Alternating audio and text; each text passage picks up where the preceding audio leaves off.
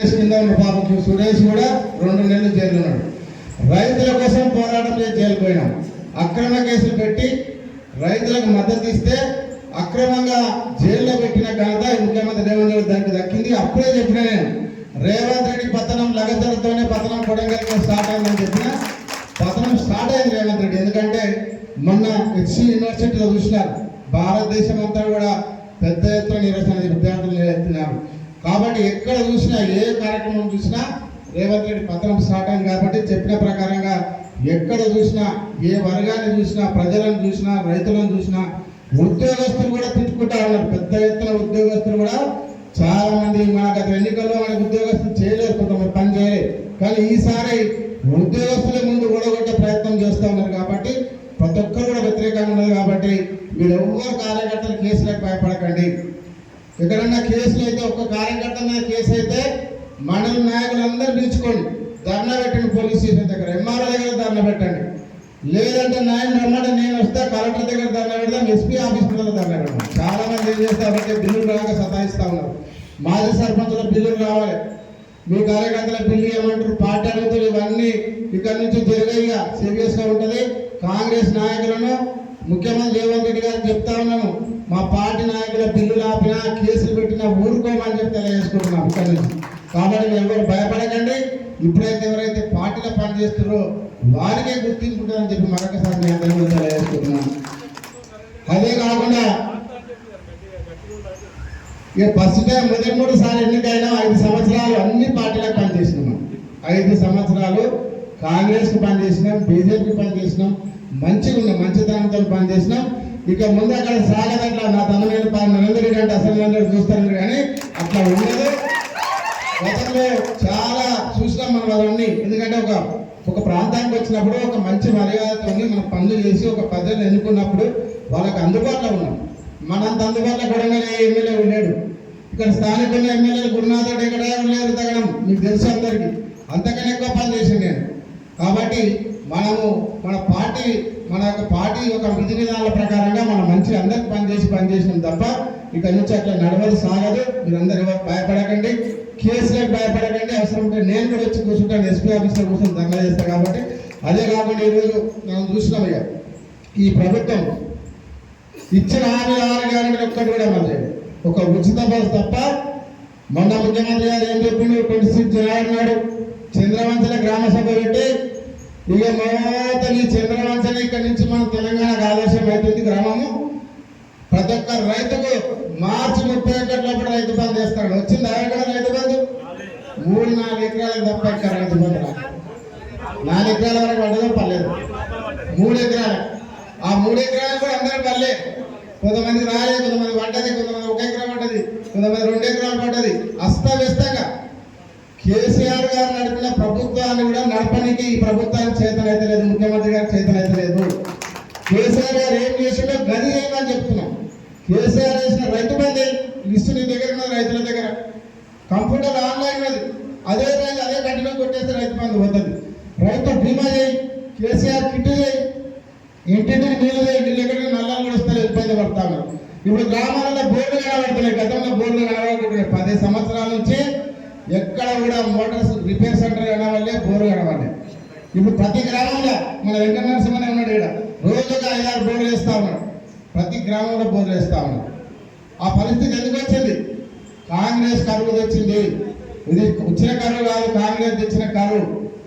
ఎందుకంటే కృష్ణానదిలో గతంలో ఎప్పుడు అంత పెద్ద వర్షాలు పడి కృష్ణానది ఒక 10 సార్లు మన శ్రీశైలం డ్యాంలో నీళ్ళు మారినాయి. పెద్ద ఎత్తున వాటర్ వచ్చింది, గతంలో ఎక్కువ వచ్చింది. ఆ వచ్చినప్పుడు ప్రభుత్వం ఏం చేయాలంటే రిజర్వాయర్లు, చెరువులు నింపుకోవాలి.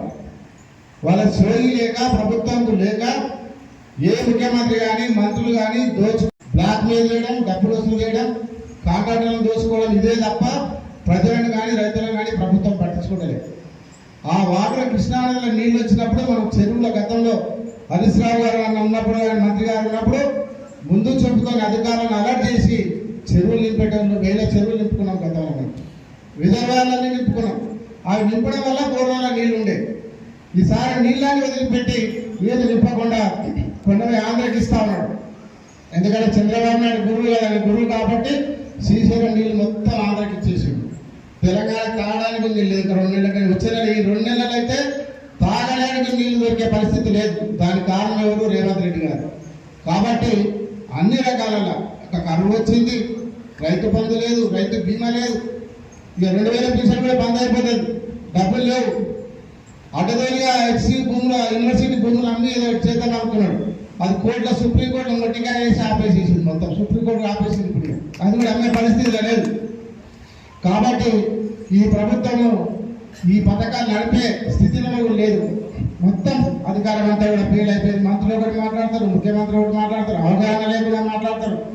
కాబట్టి వాళ్ళు ఒకటే దోసుకోవడం.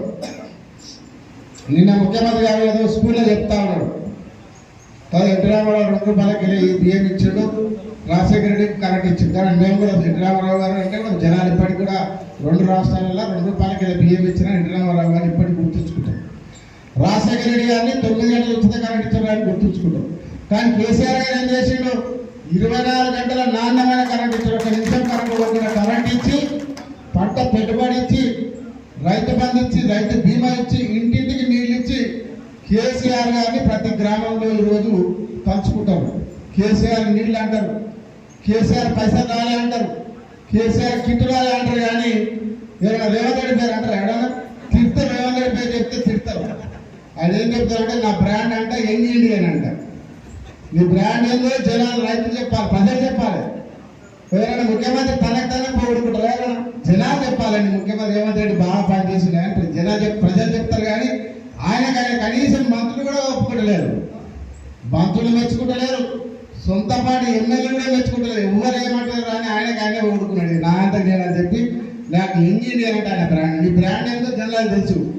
నీ బ్రాండ్ ఏందో హైదరాబాద్ రియల్ ఎస్టేట్ బిల్డర్ అని అడిగితే చెప్తారు నీ బ్రాండ్ ఏందో.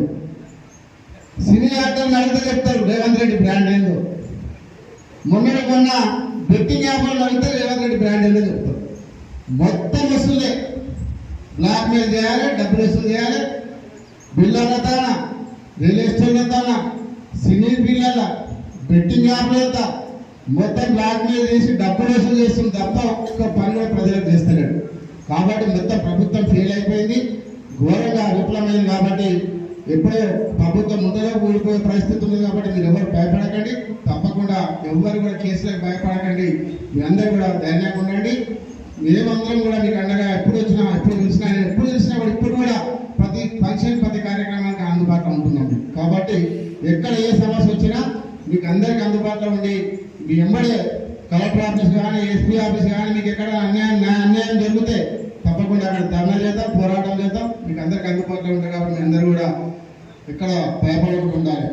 అదే కాకుండా రేపు జరిగే సమావేశాన్ని మాత్రం భారీ ఎత్తున మనందరం కూడా ఆ వజ్రోత్సవ సభకు పెద్ద ఎత్తున కొనగాలంటే ఈరోజు సీఎం కాన్స్టిట్యూన్సీ కాబట్టి అందరూ చూస్తారు. కాబట్టి మొన్న చూసినాం కేటీఆర్ గారి సభ కోరికలు బ్రహ్మాండంగా సక్సెస్ అయింది. తెలంగాణ ఎక్కడ కాలేదు.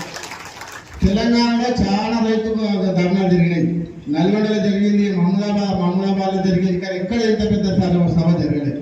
కాబట్టి దాన్ని కూడా మీ అందరికీ ఇష్టపడి కృషి చేసినందుకు, కార్యకర్తలకు, నాయకులకు పెద్ద ఎత్తున తరలి వచ్చినందుకు అందరికీ మరొకసారి కేటీఆర్ సభ సక్సెస్ చేసినందుకు కూడా మరొకసారి మీ అందరికీ